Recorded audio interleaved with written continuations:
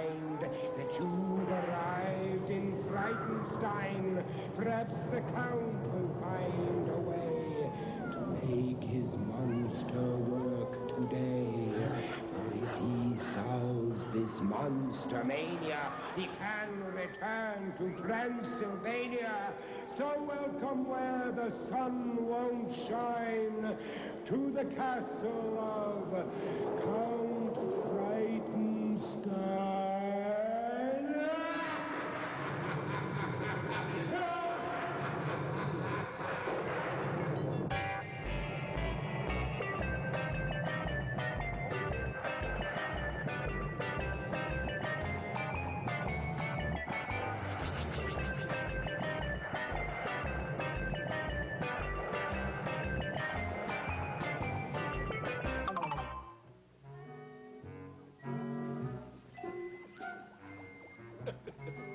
You little devils, I dance for you. And now, you love me. You love me not? You love me. You love me not? You love me. You love me not.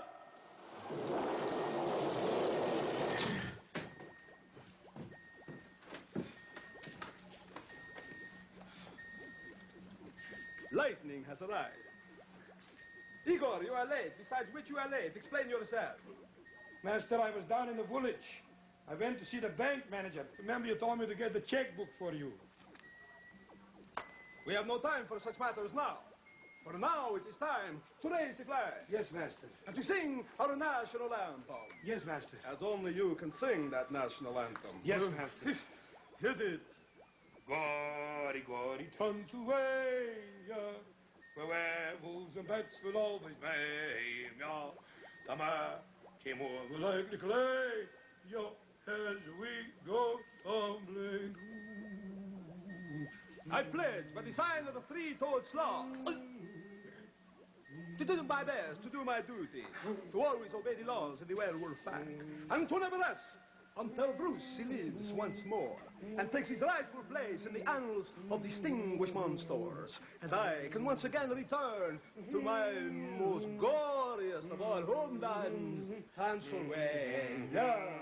Gory, gory, Transylvania, as we go stumbling.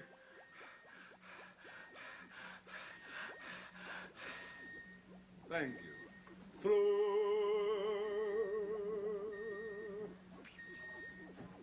When you say beautiful to a count, let your voice be heard. Beautiful. Not too loud, not too loud. All right, Igor, explain yourself. Where were you? Well, Master, I went to the bank and I saw the bank manager and he gave me this checkbook and... You saw the bank manager? Yes, Master. Tell me, Igor, does he still feel as highly of me as he always has? I don't think so, Master. You don't think so? No, Master, I don't think he believes you invent all the things that you think you invent, Master. Why on earth not, Igor? Well, Master, the bank manager said he'll never give you credit for anything.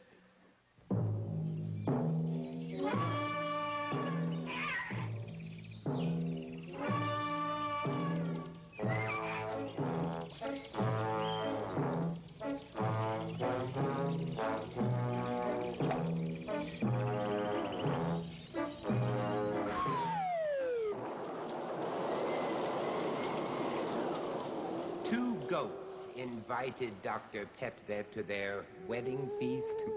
A banquet they expected would last 2 whole days at least.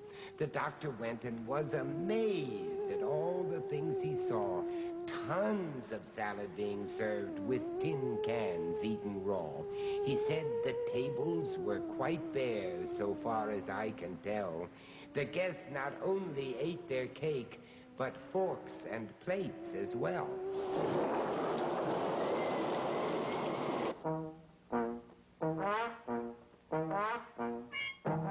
Yes? Oh, I'm very disappointed, Dr. Petvet. You know how much I look forward to seeing you. You still going to send a pet? Oh, when are you going to send him? Soon you're going to send...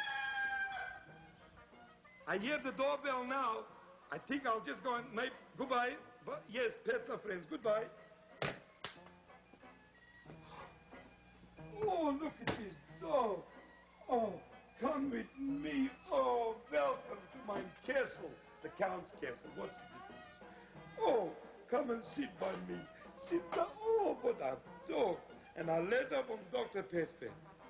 Dear Igor, this note serves to introduce Sham. Sit down. Sit down. Good boy. Sit. Yes. And this dog Sham is an Afghan hound. Come by me. Yes. Yes. Come on. Hello. Yes. You're a nice dog. Yes. Good doggy. Anyhow, this dog Sham is an Afghan hound, and his history is traced back to 3000 or 4000 BC. He lived like a royal prince in the Egyptian court, and he's greatly valued as a hunting dog. See? Now, because of his black-like face mask, come back here to me. Yes, I'm just reading what Dr. Petvet says about you. You see, this black-like face makes him look like a monkey mask, and that's why they're very popular. Why are you running away? Good doggy. Anyhow, Dr. Petvet goes on to say that because of his hunting ability for leopards, this dog was also popular. That's another reason, you understand? This one is only a puppy, he says. He's only 8 months old, and they weigh from about 50 to 60 pounds. Not as much as me, but pretty good. He's closely related to the greyhound family, and you can see he has a narrow head.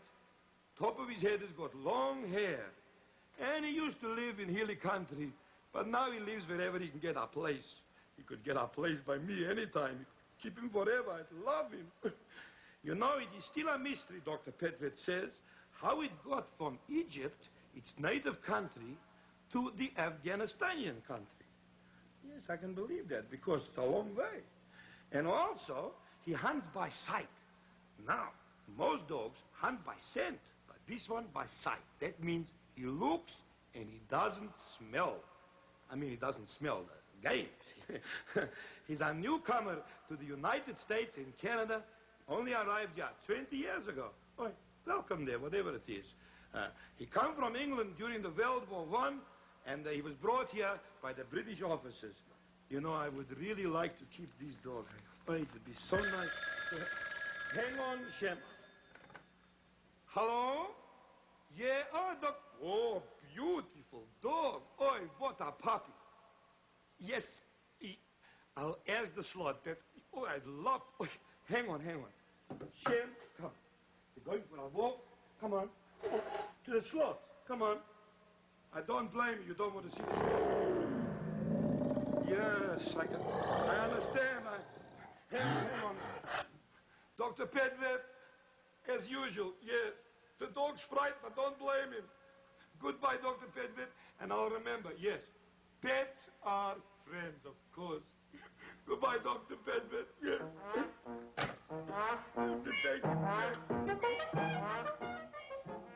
Batman. What a weird name.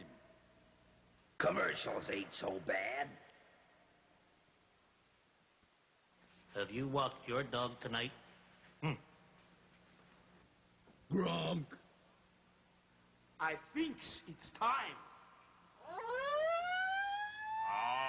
right. Pull over. Hold on there, Igor. Now, this is Grammar Slammer here again. Ready to hang in there with some grammar with some help from the Grammar Slammer Bammer. I never slammer before I bammer. Well, it's only good manners. Right. Say a good morning to you, Igor. Oh, a good morning to you, Igor. Now, aren't the social graces a wonderful thing? And so is the English language when it's used properly, Igor. Huh? Now, I distinctly heard you say, I thinks it's time I had a raise. Now, let's have an instant replay of that. Now, can you tell what's wrong with that? Sure. Nothing wrong with it. I'm broke. Oh, my goodness. Well, just think about it now. Now, Igor, you know very well what I'm talking about. It's bad manners to talk like that. Yeah, and it's bad manners to talk like that to me. Oh, it's hammer time now? Well, it's getting closer now, Igor. You said, I thinks it's time I had a raise. Now, what's a better way to say that? I think it's time I had a raise, please. No. Now I hammer for sure. Well, getting even closer. Now, one of the Good. words is wrong. I don't remember any word like wrong. Oh, you don't say. Well, I think it's time. What do you say? I think I'm just about out of time. Ooh. All right, you are. Now, let's see the corrected version of that. All right, now, correct that sentence. I think it's time. Right. Well done, yes. Grammar slammer, bammer hammer Igor tomorrow? No, but the Count will if Igor tries to ask him for that raise. Good. All right. Hammer, now. bammer hammer Igor. Hold on, Bammer. Next time for sure. Wall banger.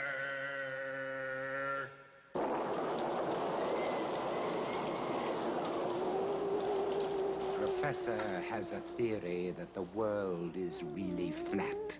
And when he makes his mind up on a theory, that is that. Nothing we can say or do will make him change at all, or show him that the earth is shaped just like a bowling ball. He said, I walked 100 miles, and if the world was round, I would have fallen at the edge, gone flying from the ground. We asked him, what of gravity? It makes this globe seem flat. He paused, looked hurt, and finally said, I didn't think of that, silly boy.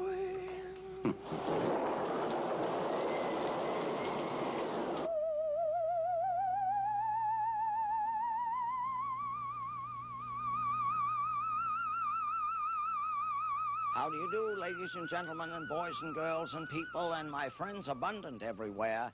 I am the professor in this place, Professor Julius Sumner Miller, and physics is my business.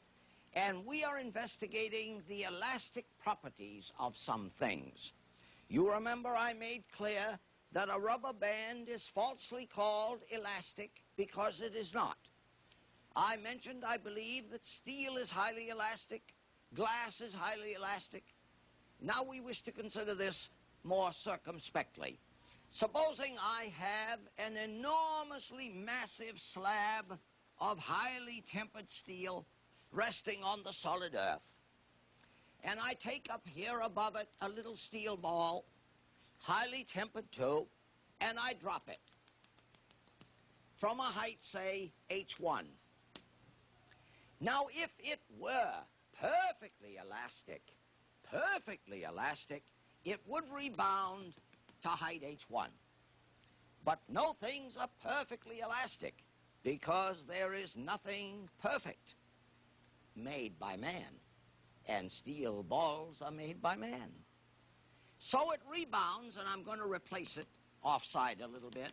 It rebounds to some height, say H2. Now, it is so elastic by definition. The coefficient of elasticity, or the coefficient of restitution, how much it's restored, can be shown, for those of you who know the mathematics, to be the square root of H2 over H1. Zounds.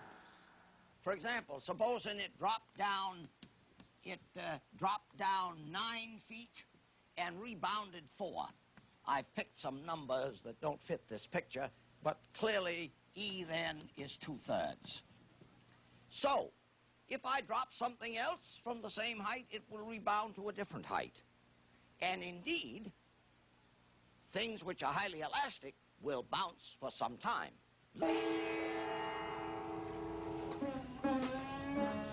Let your judgment be shaded not by he who would cast the first shadow.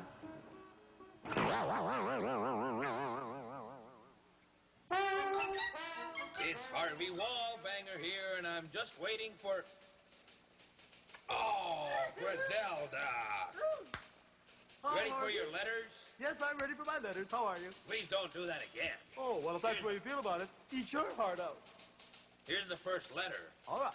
Dear Griselda, why is it not considered polite for a girl to telephone a boy? Well, because she's usually giving him all the answers to his homework. No, actually, this is an old rule that's fading fast. There's no reason in the world a girl can't phone a boy. Just look at me. Oh, please, even as gorgeous as Griselda is, she has to do all the phoning. Men are just frightened by my beauty. Sure is frightening. Oh, come, Harvey. Any more letters? Put Here we yourself go. together. Dear Griselda. Don't choke on that word, honey. Dear Griselda. Yeah. My mother makes me go to bed at 9:30. Isn't that terrible? Well, it is if you're over 21. Woo! No, mothers usually know best. And if she's got you tucked in at home, it's only so you'll grow big and strong and beautiful, like me. Woo! Oh, Harvey, more letters. I must have more letters. Dear Griselda. Oh, my fans haven't forgotten me. Dear Griselda, when I eat at my friend's house, her mother always serves stuff I can't eat. What's the polite way to refuse food? Well, you can tell your mom's friends to just shove off with all that garbage. No, I don't mean that. No, don't you dare, my darlings. Now, if you can't eat the food she serves, either explain that you've just eaten or else just stop eating there. Right. Dear Griselda. What do you want? A letter here. Oh, I'm sorry. Dear Griselda, why do I have to cover my mouth every time I cough? Well, what's the matter? You want to mess up the carpet? Woo! Every time you cough, you're filling the air with cold germs, and the only polite thing to do is to cover your mouth so the germs don't get all over everybody, just all over your hands. Cold germs eat your heart out. Swing it. What's happening?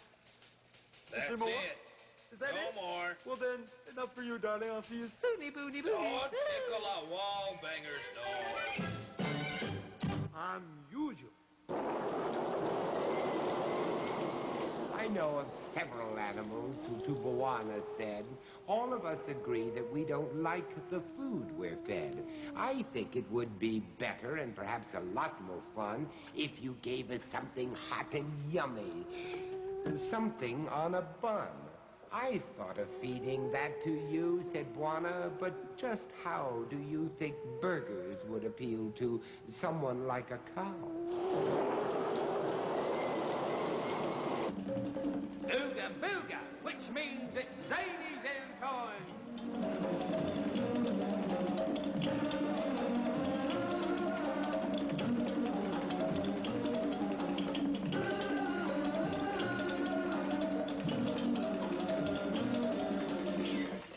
Oh, thank you very much, lads.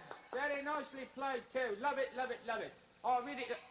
Hello. How nice to see you here at Zanie's Zoo. And it's your old friend here to tell you all about our animals and bird friends by the name of none other than Bwana Clyde Batty at your service, and thank you for joining us. Now, we've got a lot of nice things to show you today, but first I would like to do my impression of a flingmost bleederunk. That is a special kind of bird found in Africa on the southern tip. All right, here we go.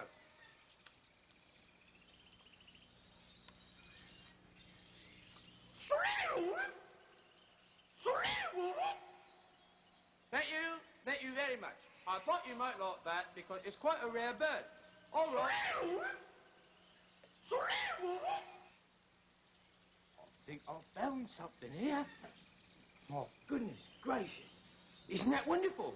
Two birds of a feather, flock together. That's right. Bwana Clyde Batty's done it again. Oh, I'm afraid he has done it again. One moment, please. Hello? No, it was... That's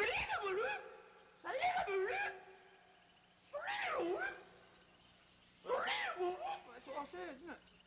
All right. That's very good. Yeah, that's very good too. Well done. All right. Yes, tune in. That's right. All right, now I think it's time that we should get to our film, for we have a very interesting personage to show you today. So let's get over to our cameras and get all the film all set there, looking good. Well, not so good. Yeah. All right, there's the adjustment needed. That's right. And we're getting just about ready, yeah? Switch is on. And away we go. Hello, and what have we got here?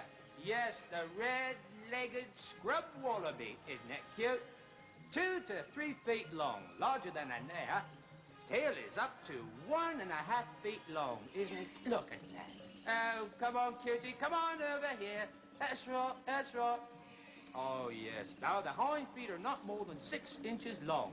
Now, their thick, rounded tail tapers slightly, ever so slightly, only sparsely covered with hair. Look at that. Oh, look, the cute little arms. See how it fills up the cute little arms? Isn't that nice?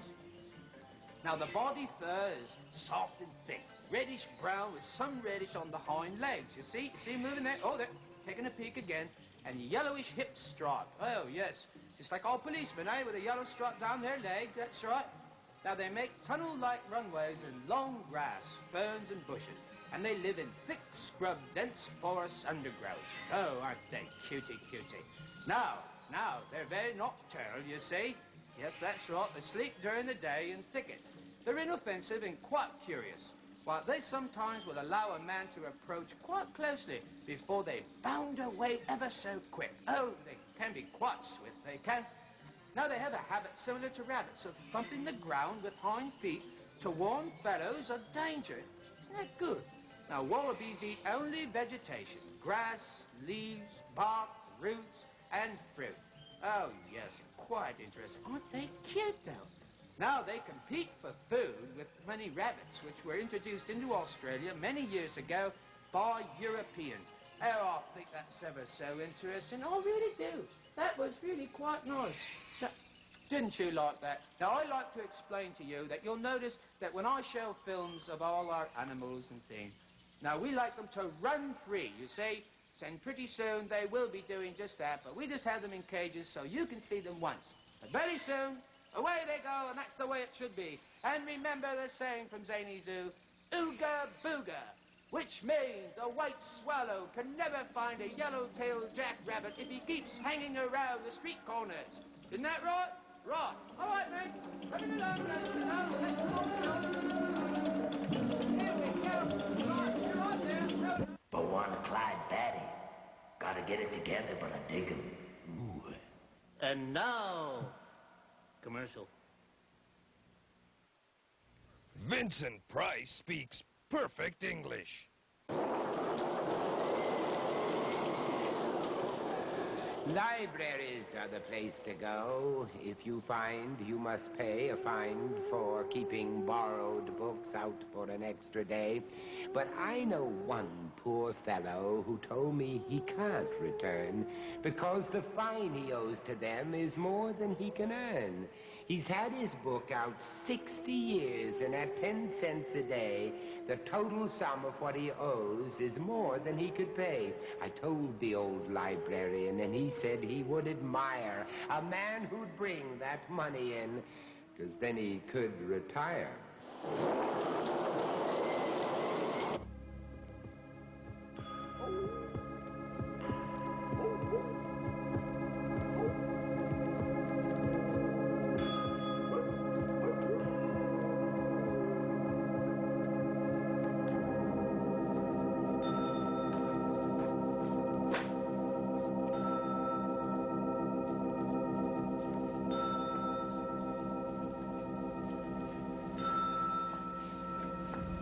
Hello, and welcome to the library. I am the librarian. And I have another interesting, frightening tale for you.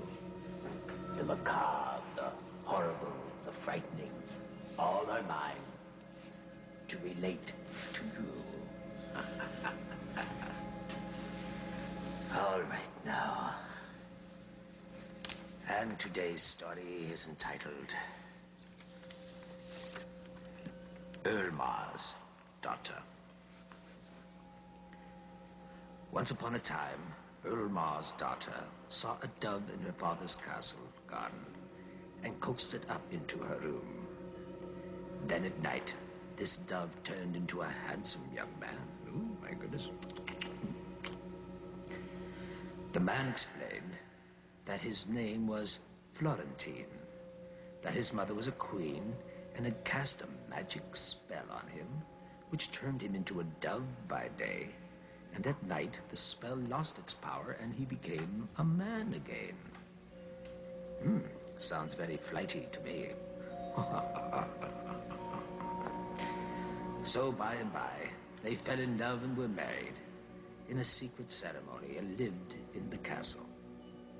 And no one knew that every night the dove became Prince Florentine, and every year they had a little son. Prince Florentine carried away on his back over the sea to where the queen, his mother, lived, and left the little one with her. 7 years passed thus, and Elmar wished to marry his daughter to a nobleman who came wooing her. Then the dove flew out of the window over the sea, back to his mother, and asked her to change him into a goosehawk. His 7 sons into 7 white swans, and 24 dancers, and pipers into 24 gray herons. Although she couldn't do it herself, she had a friend who could. And then the flock of birds returned to Elmar's castle, just as the wedding party was setting out for the church. The birds then swooped down and scattered everyone. The swans took charge of the bride, while the goosehawk dashed down and spied the bridegroom to a tree. Then the herons gathered themselves together with a feather bed, and the swans placed their mother upon them. And suddenly they rose into the air, bearing the bride away to safety, towards Prince Florentine's home, where the queen, his mother, took the spell off of him, and they all lived happily ever after. Frightening, wasn't it? Terrifying? Zanzibar? Were you terrified? No? And I suppose you weren't either. All right, coming. Now, I must say goodbye, for I seem to be having lots of other visitors joining me. Go to your library. Goodbye. Goodbye. Excuse me, miss. My name is Batman. Have you seen my boy wander around? No, we have no tours, I'm afraid, to see the song. Yes, goodbye. Igor, what are you doing? Master, I'm just checking for cavities in the boulder. Igor, when you're checking for cavities, you check a molar, not a boulder. Oh, time to get back to business now. International Dirt here. I got him, guys. I got him. And this is the mine foreman and manager, Rocky Ghtenstein speaking. Boss, is that you, boss? Yes, of course, it's Rocky. Hey, Boss, is that you, Joe? Boss, this is Joe. Yes, hello, Joe. Boss, I'm down in mine 64 in the shaft, boss, and boy, we've been trying to get hold of you for so long, boss. Well, what's on your mind? Mine, this isn't funny. It's easy for you to say, boss. Boss, we've been down here for 600 years. Is that right? That's a long time, Joe. But what is your complaint? Don't you want to know what's new? Of course, I always want to know what's new. What's new? How has the world... Boss, nothing's new down here. Everything's old. Well, that's right, Joe. Everything would be old. I mean, you can't put new rocks into an old mine, can you? Very funny, boss. Boss, I want to quit. I want to hand in my resignation. Hand in your resignation, Joe. But, Joe, you can't even reach that high. Boss, I got a complaint. A complaint? Yeah. What is it, Joe? Boss, I've been down here 675 years. I haven't had a coffee break. I haven't seen daylight. It's cold at night. It's a boring job. Well, besides that, why would you want to quit? Boss. I mean, after all, Joe, I'm always thinking of you guys. Why, you know, I even wrote a song for you. You did? Nothing could be finer than to be in the Count's mine in the morning. How do you like that, Joe? Lovely Doesn't song. that cheer you up? Pretty rocky, boss. Pretty rocky. Boss, you know, I wasn't always a miner. Is that right, Joe? I had a chance at greatness once. What was that, Joe? What did you do? Boss, I studied to be a neurosurgeon, but the test was too hard. The test was too hard. Yeah. Well, then why did you become a miner, Boss, Joe? it was a much easier test. I only asked one question. Ask one question? Yeah. Well, how did you do on that? Well, not bad considering the question. Well, what was it? Well, they wanted to know what my name was. Yes? And how'd you make out on that? I got 50%. Well, that's halfway, Joe. Oh. Boss, listen, I can't take it anymore. I gotta get out of here, boss. Well, Joe, if you feel that way, look at I you. want to quit, boss. boss. Come on. Look, why don't you think it over? Why don't you take a little holiday first, eh? You can start the first thing in the morning. Yeah, boss, only one trouble with that. What's that? How do I know when it's morning? How do you know when it's morning? Boss, you gotta get me out of here. Now, come on, give me a vacation. Just one question, boss. What's that? Which way is out? How do I get out Which way is out? Oh, Yeah, Joe, that's boss. so simple. All you have to do... Yeah. All right, what man are you in right now? 64. You're in 64. Yeah. Look, just go down about 100 yards. Turn right into mine shaft 67. Mine shaft 67. Then you take that along for about a mile. Then go into shaft 2. So get this down, guys. Into shaft 2. That should take you out to the... No. That would bring you out right in the middle of Chicago. No, wait a minute. I got it. Did they have the World's Fair in Chicago yet, boss? I beg your pardon? Was the World's Fair in Chicago on yet? That's been over for a couple of 100 years. All right, Joe, wait a minute. This is very difficult. I'm going to feed all this information to the computer. Yeah. And it, in turn, will give me the answer on how you should get out. Okay? Yeah, okay. Hold on, Joe. Don't go anywhere. Guys, Hold on, Joe. Don't you go. guys, he says you can take All right, now he's into 64. That means if I get it here, set the dials right, everything all right. Here we go to find out the information for Joe.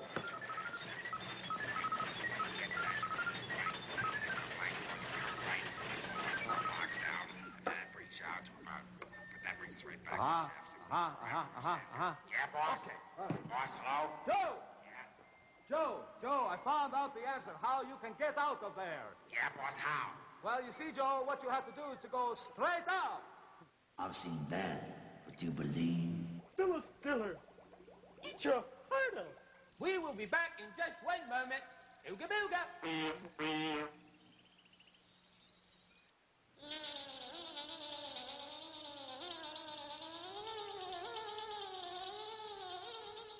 Hey, did you hear about the mosquito who couldn't make a phone call because there were too many bugs on the line? Get it? Bug in the liner? Well, I think that's funny. All right, lunchtime.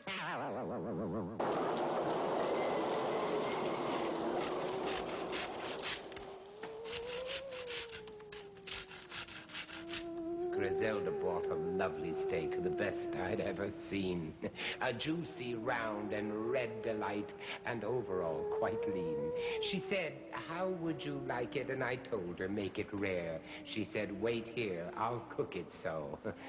I waited for my share, but when I came to eat it, I had to cut it with a saw. I should have known Griselda's way of cooking rare meant raw.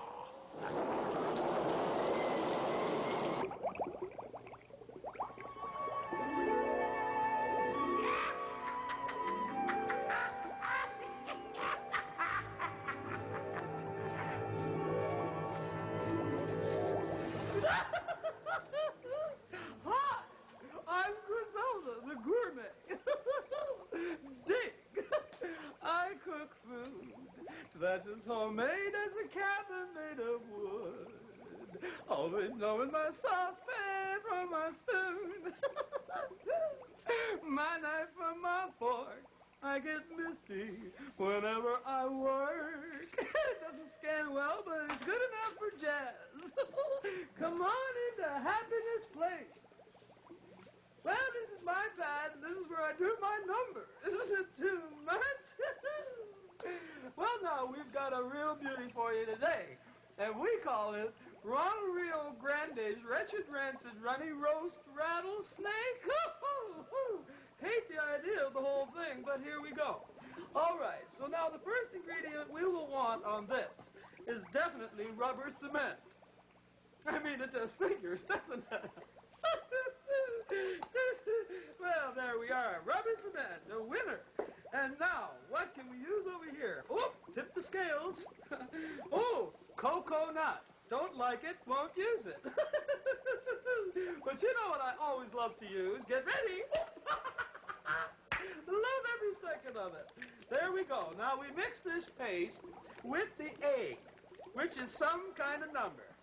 Why, aren't you cute? That ought to really cook it up. Who cares? A little Walt will fix you up. All right. Now away we go. Oh, dear me. How are you feeling today, Polly? You getting a little ruffled? Get it? I love them. And now, Actually, you see, I wouldn't want to hurt any little creature, even a rattlesnake, because they do good too, you know. They bite the bad boys. So what I've done is taken a little mouton fur coat I used to have and cut it into strips. Well, come on, and let's get with it. Oh, winner. Oh, hi. Are you ready? Here go the mouton strips. Well, you can't win them all. You see, sometimes the ice will freeze over like that, and, oh, well. Well, let's go on with our cooking. Now, I think we're just about ready to hit the old cauldron. All right. Wonderful. And here we go to the cauldron. Oh.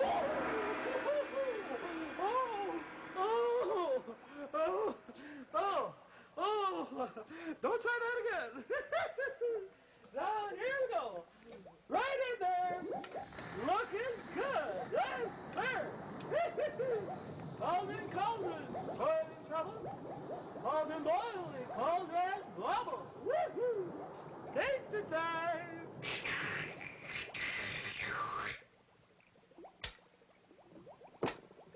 It actually wasn't bad that time. Raquel Welch, eat your heart out while my stomach's being eaten out.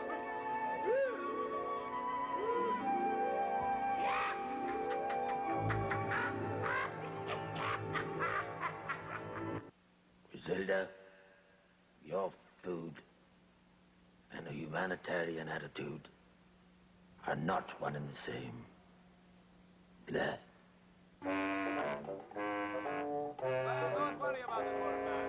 He'll play all the music you want. Have to go now. He's at the mail tonight. Bye-bye. What was that strange noise I heard, Igor? Master, that was the mailman, and he came with a big elephant, with a big tusk. Is that to explain this hole in the package here? That's what happened. The package was impaled. That means stuck on the elephant's tusk. I know what impaled means. I taught you, remember? All right, now, my kit has arrived. And what does it say, Igor? It says, lion taming kit. No. Don't worry about it. There's no lion in here. It's just a kit. Look, I'm going to prove it to you. I am the Count. I ordered this. Look, I will put my arm through here where the elephant tusk was. You see? Nothing. It's all right. I'm not afraid. I will open this myself, but first I want to explain my incentive to you. For a long time now, I've been figuring that Brucey won't work because he hasn't got the incentive. He hasn't got the drive. He hasn't got the command of himself. He should feel like a man, something strong, brave, and true. If he has all of these things going for him, he will want to get up and show us how good he is. Not to mention Verve, Master. Verve? Yeah. That's a very good record label. All right. Now, open this up for me, Igor. I'd rather not get involved, Master. If you don't... Igor. Yes, Master. All right, Brucey, get ready to work, you fellow. I finally found the secret about you. A hoop, Master. That's right. And a hat? That's a pit Oh, helmet. and a record. Must I put the record on? Put the record on. It will set the mood for what we are about to do. Record on. Switch on. Go. What does that sound like? Circus music. It is circus music. It'll be good because he's got sawdust in his veins. Ha-ha, now you're catching on, Igor. Oh, and a whips. Our whip is quite correct. And alarm. Thing. I will explain what that is. All right, Igor. Here, I want you to put this pit helmet on Brucey's head. Oh, no, Brucey's head. Right, Master. And Brucey, now, you do it for us. put the whip in his hand. Hold it tight, Brucey, and you do it for us. All right, Igor, you hold the hoop. The hoop. Now I'm going to explain what's going to happen here. You see, now he has all the ingredients for that incentive to go ahead. What can be braver than a lion tamer? Yes, right? Master. Right. And I have just made him that. And what do we need to be a lion tamer? Verve and incentive. No. And drive, and we got to have a lion, A too. lion, that's what we need. And who's going to play the part of the lion? Not me, I hope. It is me, Igor. The Count. The king of the beast. The king of the castle. Brucey. Now's your chance. Do I frighten you? No. Now, Brucey, we will find out. Master. What? I think I will just introduce the act. Okay? All right, do it.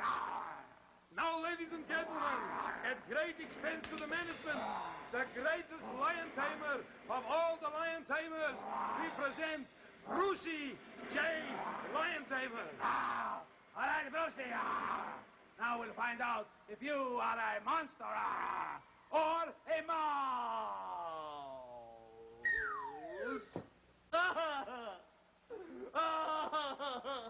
Don't worry, He's a mouse. It didn't work. Don't worry, Master. Well, it was a good lion, too, wasn't it? Yes, good lion, Master. What are we going to do now? Well, Master, we could get another monster. Oh, Igor, I can't even make one monster work. What am I going to do with two? Well, we'll put one this end of the table and one that end of the table, and together we'll have bouquets.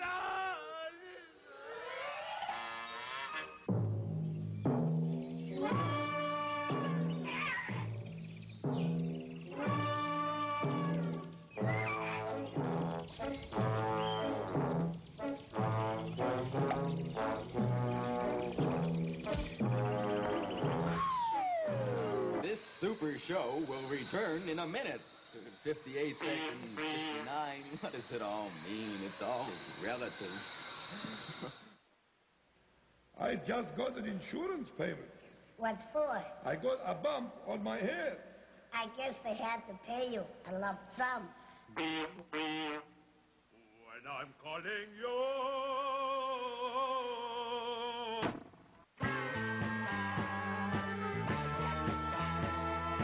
I am the Wolf Man.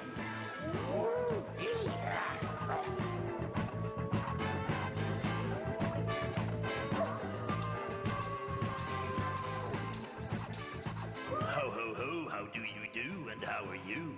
Now remember, gang, we believe in the wolf. Very important. Yeah. Hello, I am the Wolf Man. Oh, hi, Igor. What's happening, babe? Counts on your neck too, huh? Yeah, I know the feeling. And he's been giving me a rough time, but I'm getting all the guys and gals to ride in. Sure. All right, I'll ask him. You bet, babe. Okay. Now that's a request from Igor to ride in for him, too, because he's getting a bad time. Hello, I am. You gotta be kidding. All right. Count would like a little mail, too. Ha, ha, ha. Good luck on that. Now it's chime time. And the time is 9 o'clock, right on. Wolfman was really scary, but I dig his show, you know that? And right on top of things Well, here. how are you feeling today, Harvey Blop Blumper? Oh, it's Harvey Wallbanger. Harvey Wallbanger. All right, have it your own way. Is there any mail for me? Oh, well, we have here one for Griselda, Yeah. and there's one for Dr. Petvet here, and there's one for the Wolfman. And There's one for me? Oh, just a minute. I found one. Here's one for you. Oh, right, good. right over there. I love to get the mail. There So, we are. How are your glasses doing? well, they're still lost. Would you mind? All right, I'll just read that. Thank you very much, Harvey. Dear Count, see it is for you. Ah, good. It says, who shines your suits? Who shines my suits? Who else would do all the work around the castle? Igor, of course. But I must be going now, so we'll see you tomorrow, perhaps. Yeah, Harvey Winglangle.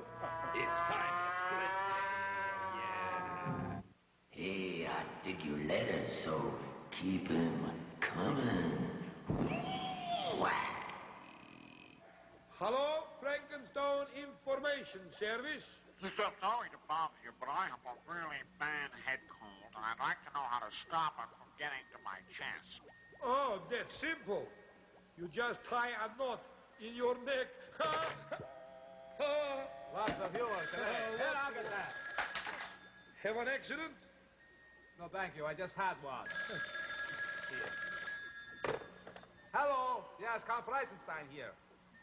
Yes, who's this, please? Hello? Hello? Is this the University of Frankenstein? Yes, it is, as a matter of fact. What well, can I do? I wonder, could you tell me how to get there? Just a moment. They want to know how to get to the University of Frankenstein. Shall I tell them? Yes, tell them. All right. Hello. You have to study very hard. I love it. You like it? Hey, that's the lumber phone. Hello, Frankenstone Lumber Company. Yeah, hello, lumberyard. I got an order here. I wonder if you can help me with some information, please. I'd like to order some boards. Oh, some boards. How many do you want? 15. 15? And what kind of wood? I'd like some pine, please. Some pine? Yeah. And just a note of this, excuse me. Here you are, there's a pencil. And tell me, how long What? How long do you want them for? Well, I want them for a long time. I'm building a house. Oh. Master. What was that all about? I want to tell you a joke. I like a joke. That fellow on the phone, he wanted the Frankenstone Lumber Company. Yes. So I said, speaking. Yes, I So heard he that. said, how many boards do you want? I said, how many boards do you want? He said, 15. I said, what kind of boards? What kind of wood? Yeah. He said, pine. Right. Yes? You understand so far? Of course I do. Right. Then I said to him, how long do you want them? He said, I want them for a long time. I'm building a house. Isn't that a good one? Wrong. The castle lights are growing dim.